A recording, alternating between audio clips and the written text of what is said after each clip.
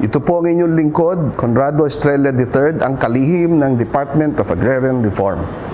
Sama-sama natin tuklasin ang mga hakbang na tinatahak ng Department of Agrarian Reform para sa mas maunlad, makatarungan at tunay na reformang agraryo tungo sa layuning sariling lupa para sa bagong bukas na masagana.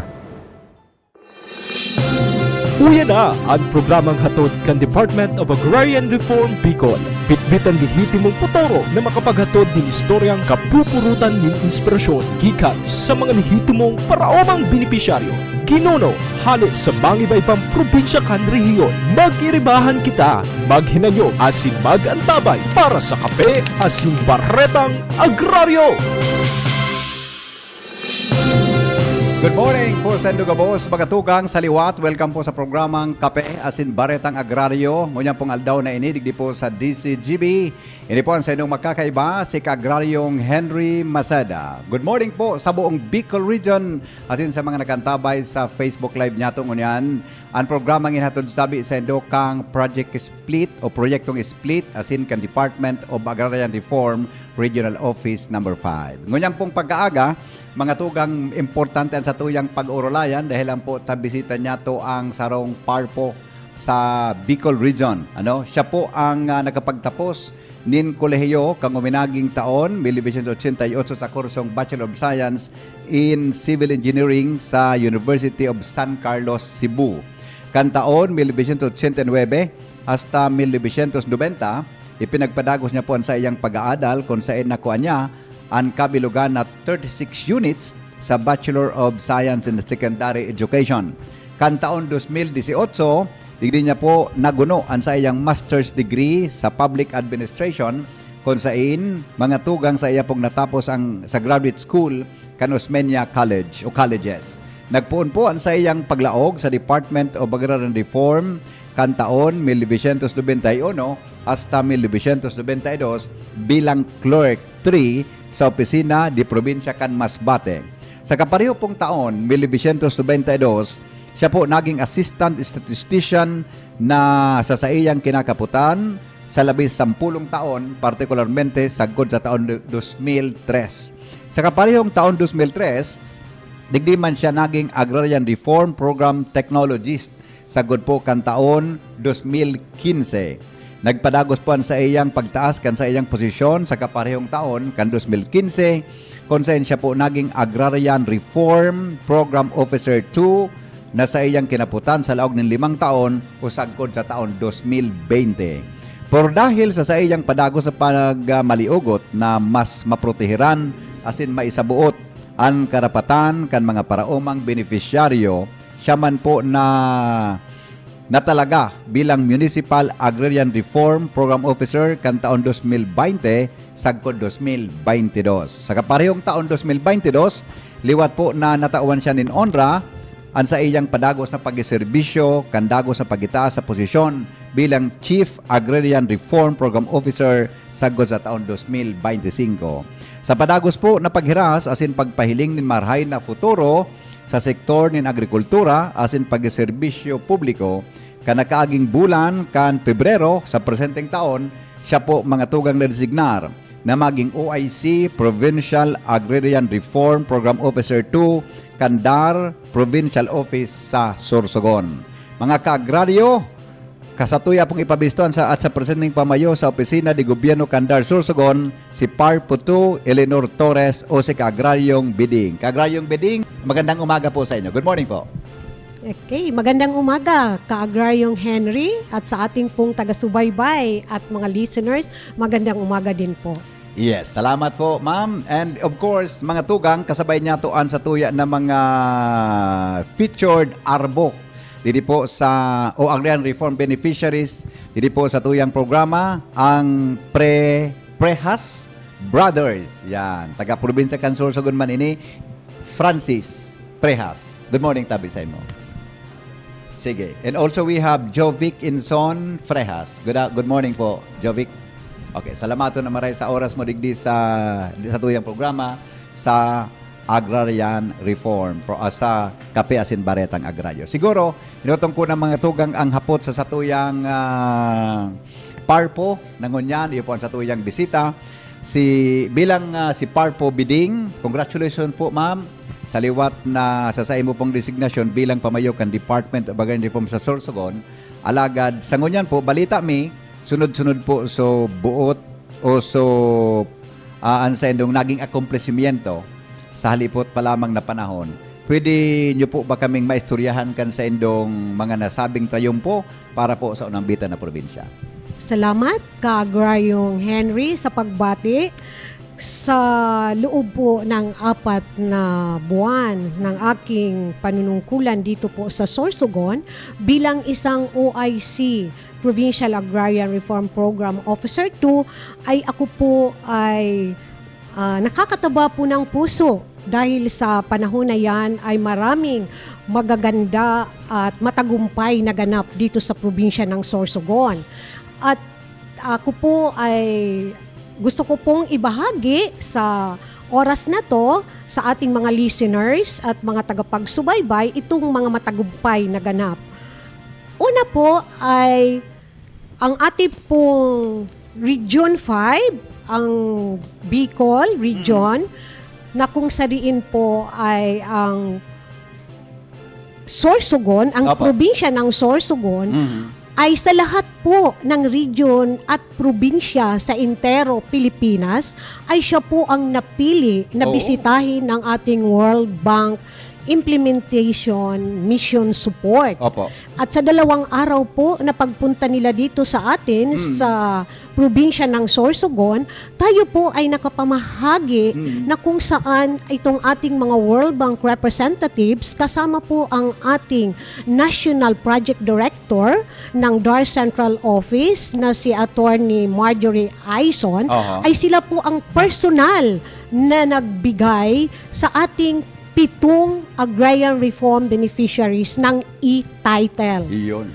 At ang sunod po doon, noong April 25, ay nagkaroon po tayo ng signing ng marketing agreement with our institutional buyers sa ating 8 agrarian reform beneficiaries organization.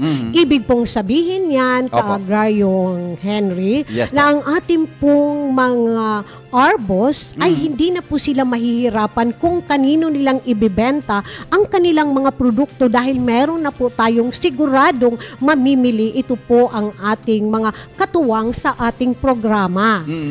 At ang isa pa pong ganap na matagumpay na ganap ay itong ating inauguration and success turnover ceremony ng Sitio Gabud, Barangay Tarumata sa munisipyo ng Bulan, itong Farm to Market Road na ito ay under ng Agrarian Reform Funds. Of course, sa inisyatibo ng ating butihing DAR Secretary or kalihim na si Secretary Conrado M. Estrella III sa presenting administrasyon po sa ni President Ferdinand Marcos Jr. At ito po ay implemented ng local government unit ng Bulan at ito po ay kanilang matagumpay na tinanggap noong turnover ceremony. At isa pa pong ganap na matagumpay na ganap ay tungkol doon sa ating Land Acquisition and Distribution Program na kung saan itong ating proseso o ating pagdocument ay doon nagsisimula sa ating mga DAR municipal offices na kung pinangungunahan ng ating mga Municipal Agrarian Reform Program officers na kasabay po ang kanilang mga technical personnel na of course pinamumunuan o pinangungunahan ng ating Region 5 Regional Director na si Rio Ben Chodor Sindak. Okay, salamat po sa simbag na yan. Sa ngunyan po, isenturta lamang po ang satuyang, isenturta po kagraryong beding ang hururon manungod sa imong implementasyon kang proyektong split. Bilang project manager kaagraryong biding kang Provincial Project Management Office Kandar sa Sorsogon, ano na ba ang presenting estado o accomplishmento nindo sa iraron po kanon ang bitan na proyekto? Opo, kaagraryong Henry, tayo po ay maligayang ibinabalita natin na bago pa man po ang aking panunungkulan sa Dar Sorsogon, itong almost 8,000 hectares po na land holdings na cover ng ating project split ay natapos na po ang field validation. At sa ngayon po ay meron na po tayo ng almost 1,500 hectares na registered na e-title at ang almost 800 hectares niyan ay distributed na po natin sa ating mga agrarian reform beneficiaries. Pagtungkol naman po doon sa ating land survey by administration na mayroon tayo ng target na 500 hectares, ito po ay kompleto na po itong 500 hectares na tapos na po ang survey field works at kasulukuyang na isubmiter na po natin sa Land Registration Authority na kung saan ay kunti na lang po ang naiiwan para po sa pag-release ng approved subdivision plan. Opo. Ano po ang mga paagi na pigigibupukan sa inyong opisina para sa padagos na pagkaskas kan implementasyon kan sa inyong programa sa malalain po na sektor urog na po ang proyektong split? Okay po. Ka-Agrariong Henry, sa ating pong sektor ay sisimula natin ang ating mga estratehiya, mga plano na ginagawa upang magkaroon ng smooth documentation at maatay natin ang ating target for 2025. Unahin po natin sa ating land acquisition and distribution na kung saan po yung ating claim folder preparation and documentation na nagsisimula pa doon sa DAR municipal offices ay talaga pong pumapalo. At yung ating pong land survey ay talagang ganun din po sa tulong ng ating mga line agencies. At tayo din po ay sa ngayon ay marami pong ipinapalabas o ini-issue ang ating partner agency, ang Land Bank of the Philippines, na pag-release ng Memorandum of Land Valuation at kasalukuyan ay sunod-sunod po ang paglabas ng ating Certificate of Deposit na ito po ay papunta na po sa pag-generate at pag-register ng title. Yes, tamang-tama po mga ka-agraryo, ano? Por dahil padagos na naaraman ang mga nagpapadagos po na akumplisimento kandar sa probinsya kan Sorsogon. Anyway, tabi ka-agraryong Beding. Ngunyan po na second quarter na kita kan taon, ano po ba ang mga dapat ninyatong abangan? Igwa po ba kamong mga aktibidad, asin mga programang gigibuhon sa maabot na aldaw, simana o kaya bulan? Opo, salamat po at naitanong mo ka-Agrariong Henry. Kasi sa darating po na June 20 ay magkakaroon po tayo ng region-wide distribution ng title. Ito po ay kasabay ang ating regular title at saka yung title under project split na yun ang sinasabi natin na e-title. At yun po ay kasabay ang ating cookroom distribution. Sa delegates po ng DAR Sorsogon ay mayroon po tayo ng 200 delegates at 137 niyan ay ating mga ARBs. Yun po ay ang sa project split lang at ang sa regular na sektor. Sa ating pong support services ay gusto po naming ipaabot sa ating mga manunood, hindi po lamang sa mga Sorsoganons, na kada Webes po ay meron po tayo ng Agrario Mercado doon po sa Camp Escudero dito po sa Sorsogon City. Makakabili po kayo ng mga preskong gulay, prutas sa murang halaga kung i-compare natin sa ating palengke. At meron din po tayong nakasalang na for approval ng mga ating pre-post na farm to market road sa mga iba't ibang munisipyo. Yung iba po ay nasimulan na at ibang po ay subject pa po for validation. Yes, apo. Thank you po ka-Agraryong Beding sa mga simbag na yan. Mga tugang, ang bisita ta po ngunyan ang Frehas Brothers, no? Kaulayon ta daw ini si ka-Agraryong Jovic Inson Frehas, ano? Aramon ta daw si Jovic po, mga tugang, may agum na siya and saro pong residente kang Guruyan, Huban, Sorsogon. Iguas ang istorya bilang agrarian reform beneficiary. Pero bago po yan, ihaputan muna kay ka-Agraryong Jovic, ano? Ka-Agraryong Jovic, para na aga po giraray sa imo. Pirang taon na po kamo nag-uma asin nagkukultibar kan sa indong daga? Halos po 39 years. Watog po sa papa namon hanggang kami po ay naging katabang po niya. Opo, okay. Sa loob po kang taon na ini, pwede ba nindo maistorya sa tuya kung gura no po kamo kaloy na naghalat bago nindo na-receive ang sa indong individual na titulo? 20 years po kami naghalat po kan titulo po.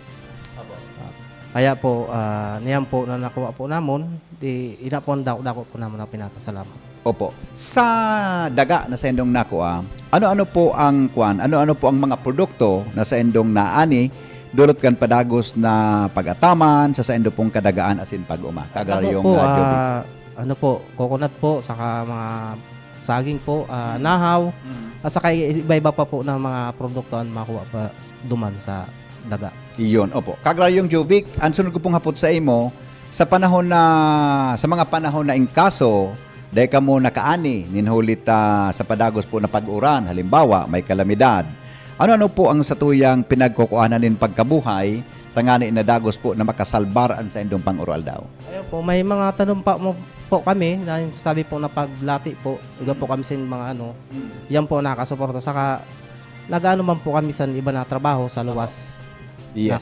Opo, okay. Ngunyan tabi Kagraryong Jovic na sa imo na mismo ang titulo, no? Kandaga na sa imong pinag-uuma. Masasabin mo po ang nanaging mas marahian sa indong pagkabuhay kumpara po na wala pa kamong titulo na kapot na sa diri po nindo? Opo, talagang po naging magayon po kasi sa dati po nasusupog po ako sa asawa ko kasi siya po ang may trabaho. Ay busy ako po at magtaod siyempre kay lalaki. Dapat ako po ang magtaosin sa pangaipusan mga bata. Opo. Pero ang asawa ko po ang nagsusuporta sa amin. Pero niyan po sa nagkaigwa po kami sin titulo sa daga, nagdako-dako po ang karapatan po namon na masking oras po na pwede po kami magkuha sa mga produkto. Iyon, okay. At po naka-release po, nakatao po ako sa asawa ko. Nakatabang na po ako sa mga pang-uradlaw po na gastos. Opo. Paano po nakatabang sa indo ang DAR? Tanganing danay na maabdan ang tayumpukan sa indong umahan? Po, mga mahigusom po kasi po ang mga mga DAR po. Nakita po namin na talagang sobra po ang kahigusan po ninda. Talagang wara sin adlaw, parang gabi, maski gabi. Talagang todo suporta po siya sa mga pareho po naman na magkakaigwa. Hinihong po ninda na magkaigwa kami po sin titulo po. Yes, okay. Salamat na marahya. So haputong taban mga tugang asaro sa mga Frehas brother na si Francis Enson Frehas, no? Kagraryong Francis, napag-araman min na kamo po magturugang asin ang sa indong ama, ang sa indong tatay, sabi nga ni, kay ba sa mga nagpartisipar sa pagbisita kang World Bank mission sa probinsya Sorsogon, pwede nyo po kami hirasan kan istorya o detalye kung paano napagurunan asin nangyari po ang panahon na ito? Kagraryong Francis? Iyo po, sa pagharampaan po namin kan World Bank po, ang saro na po na pigsabi sa amo kung ano po so kaipuhan namo na assistant, ihatang po ninda. Amo po ito ang pig-urulayan po namon. Natatabangan ninda kami pag kaipuhan namon. I see. Okay. So idadagta na lang po na saro man sa indong ama sa mga nakaresibin nin titulo kanuminagi lamang na taon. Alagad por dahil man sa kagurangan asin panahon, siya po na maaram na palan sa kinaaban kaining uminaging bulan. Kagraryong Francis, personal taka pong haputon. Para po sa imo, ano po ang daimo malilingawan na legasiya kan sa imong ama kan siya po nabubuhay pa, asin ano po ang mga marahay na gibo na muya mong ipagpadagos orog na po ang lado nin pag-uuma? Day ko tayo nalimutan na batog san namulat ako na ang sabi san ama namo na diri may pagpabayaan ang pagbuhay, ang pagsasaka ina ng daga, tanuman sin dakul para pag abot sa panahon may maani kami. Yan hanggang sa kaapo-apo may makukuha. Kaya pagtatanuman namon sin dakul na lubi, saging, prutas, tapos inilinisan namon permiso bulod na pagsasaka namon. Opo. So meaning pala nagdakula kamong magturugang sa pag-uma sa tabang ka sa ama tama. Nagdakula kamo bilang mga paraoma. Iyo po. Oo. Ano sa hiling mo ang gari dakulao na suporta sa indo kang sa pag-uuma sa tabang kandar na halawig para na to taon kamo naghalata nakakuha ka mo ng titulo, ngunyan lalo na ka mo igwa ka na kititulo, ano man masasabi mo tabi of Kagraryong Francis? Kapasalamat sa Agrarium ka na kukuha na namon so dapat namon makuha sa daga na yan. Isan wala pa kami kay titulo, tinanti pa lang so ama namon. Naghulat kami kan produkto na pag kami maani kay yan. Mahulat kami kay ano kan dating ano niyan. Dating tagsadiri. Ngunyan po na may i-title po kami. Sa diri mi po na hiwag kaya maging hawa po niyan ang pagbubuhay namon. Opo. Ikaw po mayagom ka na. Igwa po. Igwa ka na. Sabi ba gani tugang mo, nasusubog dahil kay misis na ka ito, na dahil pangdaga. Ngunyan, ikaw po, nasubog ka man sa ago mo? Dahil man po, kay, san, ano po, magko-construction lang po ako. Paghalik ko po sa bulod, kopra, construction na po ako. I see. Okay. Kamo tabi, ika lalo na kasi bago pig-share ni kantugang mo ang sa indong nakukuha sa daga. Ika ano man ang sa indong nakukuha sa daga mo? Ano man ang sa imong napapakinabangan sa lote na sa kapot ng ngunyan doon titulo? Pagkukupra man po, mga nyug, saging. Halos para reso lang po ang tanom namon sa daga na yan. Saging, anahaw, tapos paglati, kukuha po sa mga kamuti dyan. Ang po produkto namon sa daga. Ang ama mo palan na inatake siya gari sarong semana bago o pagkatapos magbisita sa World Bank. Ano, tama? Po, nakatapos na po pagbisita. O nakatapos magbisita. Sigari anong hiling mo ka ito na pagkabisita kang World Bank saka siya na maaram sa kinaban and sendong man na award sa lote. Ito sa endong lote na nagsadiri na po nindo. Pagma po siya, kawat-awat na panahon. Opo. Nasadiri na po namon yan na lote na yan. Kaya yan, amo man po yan ang ipiguhulat man niya na magkakabarahin niya sa iyang mga batit. Opo. Para sa pagbuhay namon. Yan po ang pigulat mi man. May mga pamilya naman kami. Iyo po. Oo. Tapos yung mga kaapu-apuhan niya para mapaiskawila may masin. Iyo. Mayad. Kamong duwang magtugang, perang bisan sa kamo nakahiling ka sarong senador. Nakahiling na kamong senador. Senador ka nasyon ta. Oh, si Chis Escudero, no. Pero ang aram ko palan kang uminaging aldaw si Senador Aimee Marcos ang nag-distribute sa endo kang e-titles digdi sa Legazpi City. Ano ang diyan sa Legazpi City Convention Center? Anong namatian nindo na mismong si Senador Aimee ang nagtuon sa endo kang e-titles na ito? Maugma po. Natupad man po ang kahilingan namo na pagka i-title man po kan sa diri namong lote na ano.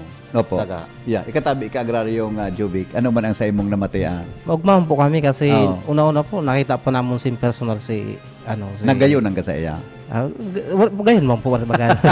Senador po nato. Okay. Karaman sana po ito. Pero ako personally, nakaka-relate ako sa namatian nindo. Ako nagdakula man ako bilang sarong paraoma kan mga nakaaging panahon sa probinsya kan Sorsogon. Okay, so with that, kamo palan pirang taon kamo naghalat? Mag-igwang titot, sobra 20 taon? Sobra 20 taon? Opo. Madam, kagraryong biding, tayo po kami kidit na background kung ano po ang ginibo para mas mapadali po sa pagtao sa indakang title, land title. Tagalogin ko po. Okay na, naintindihan na. Okay na. Sige po, madam. Sige po. Paano po napabilis yung pagbigay ng land title? Mga strategies na ginagawa upang mapadali ang pagproseso na pagbigay natin ng mga e-title or sa mga regular na titulo. Ang sa ating pong project, tayo po ay nag-hire ng mga contract of service na mga empleyado. Sa kasulukuyan nga ni po ay kahapon at ngayon ay meron po kami ng onboarding and orientation ng newly hired. Okay. Opo. Meron din po tayo ng mga hired na legal assistants na ito po ay nag-a-address ng mga legal issues. At meron din po tayong mga engineers na para po doon mag-address doon sa mga issue tungkol sa mga lupa. Kaya at syempre hindi po natin nakakalimutan yung regular na pakikipag-coordinate natin sa ating mga line agencies, kagaya ng Registry of Deeds, kagaya ng Provincial Assessors, lahat po at lalo na po sa ating mga local government units. Malaking tulong pa Malaking tulong po yun, yung mga coordination natin. Yeah. Opo. Okay, with that po kagrayong Francis and Jovic, ibig sabihin po, secured na kamo. Ang sa indong pagkabuhay, secured na ang gabo sa indo, tamay din ang makuakaan sa indo, tinaon na sa indo kang gobyerno yan. Ano po ang garitabang kaiyan, lalo na pag-abot sa ngaya, sa edukasyon, sa pag-iriskwela kan mga aki nindo? Ano sa hiling mo po? Ang karahayan kaya na secured ng maray, sigurado ng sa indo na po sulutin, na ito na po sa indo kang gobyerno. Saka po na, niyan po, na na nasa amon po na nakita ko po ang kamanggod ko nga na dati po talagang naghihirap po sa pagkuha pang allowance sa mga bata ninda, lalo po may college na. Pero na yan automatic po na pag kulang sin allowance nakakuha po sinda. Kaya ako po na kaginhawaan po ito na natao. Ayan. Congratulations sa inyong duha ha. Congratulations. Okay, so siguro po mga tugang, hagadan tan po ng mensahe si an sa tuyang mga bisita ngo niya na pagkaaga. Digdi po sa tuyang programang Kape asin Baretang Agrario. Yan. Inutong ko na po mga tugang ang magiging mensahe ni Kaagraryong Jovic and Francis. Aprovechar ta po ining pagkakataon na ini para may paabot po sa inyong mensahe sa indong pasasalamat sa mga naging partipukan pagkakaigwan ninyo sa diring titulo. Inutong ko na po si Kaagraryong Jovic. Ano po ang mensahe? Lubos po kami nagpapasalamat po lalo na po sa hindi po na na presidente po natin si Bongbong Marcos po. Nagpapasalamat po kay kasi sa programa niya nagkaigwa po kami sin kabuhayan at saka si Secretary Estrella po. Salamat po sa inda. At tapos po sa mga agrarian po sa buong dar po. Nagpapasalamat po kami sa inda sa mga kahigusan po ninda. Kasi po nagkaigwa po kami sin sabi nga po na liwanag sa buhay, sabi po. Yeah. Salamaton po Kaagraryong Jovic. Kaagraryong Francis, ano pang mensahe mo? Ako po nagpapasalamat pa ako sa entire tabi na opisyalis na nagtatabag sa amon. Lalo si President Bongbong Marcos at si Secretary Estrella. Sa inda po, kung diri po sa inda po, di po kami magka-title sana po. Kaya niyan po, wala na po kami agam-agam sa buhay. Kaya ini po, sa diri na po namon ang taga. Salamat tunong tabi, lalo na sa mga official sandar. Yes. Okay, syempre po mga tugang, bago po matapos ang panibagong episode na ini, balikan tapuan sa tuyang Parpo sa probinsya kan Sorsogon tang mga ning ipaabot po sa iyong mensahe. Parpo Biding, balikan po kita. Ano pong mensahe po ninyo? Yeah, go ahead po ma'am. Kaagraryong Henry ay marami po tayong gustong pasalamatan. So on behalf of the DAR Sorsogon Exicom, Municipal Agrarian Reform Program Officers at lahat ng kawani ng DAR Provincial Office ng Sorsogon, ako po ay nagpapasalamat sa mga taong naging instrumento sa likod ng mga ganap na mga tagumpay na ito. Ay una po siyempre ang ating mga stakeholders, ang ating mga partner agencies, ang ating mga local executive officials, ang ating pong regional officials headed by RD Rio Ben Tudor Sindak at of course ay sa ating butihing secretary na si Secretary Conrado Estrella III sa pamumuno ngayon sa presenting administration ni President Ferdinand Marcos Jr.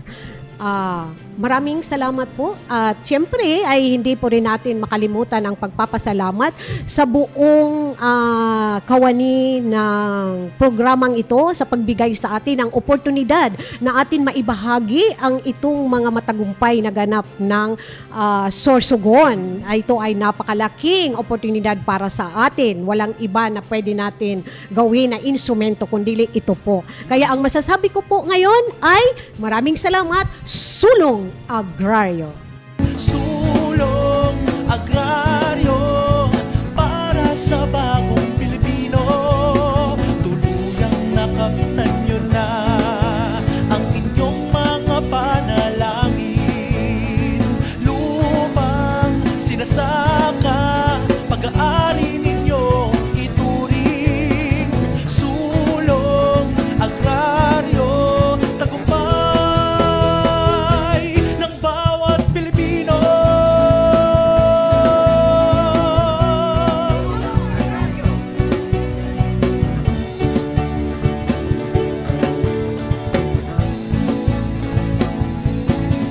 thank you so much. Mga tugang, iyan po si Parpo, OIC Provincial Agrarian Reform Program Officer, DAR Provincial Office of Sorsogon, Eleanor Torres. Yan. At saka ang Frejas Brothers na sinda Jovic and si Francis Enson. Hindi po sa tuyang programa, mga tugang sa kape, asin Baretang Agrario. Ini po ang lalaking hindi inuumaga. Mabalik po kami sa liwat sa rupang episode, mga tugang kang programang kape, asin Baretang Agrario. Ini po si Henry M. nagsasabing, Sulong Agrario. Sa indong nadango, ang naging katiripunan kang mga istorya kapupurutan nin inspirasyon na ginuno gikan sa dedikasyon na makapaghatod nin lehitimong serbisyo publiko. Iniyan, Kape Asin Baretang Agraryo. Patuloy po tayong magkaisa para sa kapakanan ng ating mga magsasaka. Hanggang sa susunod, muli natin tuklasin ang mga hakbang para sa maunlad, makatarungan at tunay na reformang agraryo tungo sa layuning sariling lupa para sa bagong bukas na masagana. Magtiwala po tayo sa ating mahal na Panginoon. Salamat po sa inyong pagsuporta.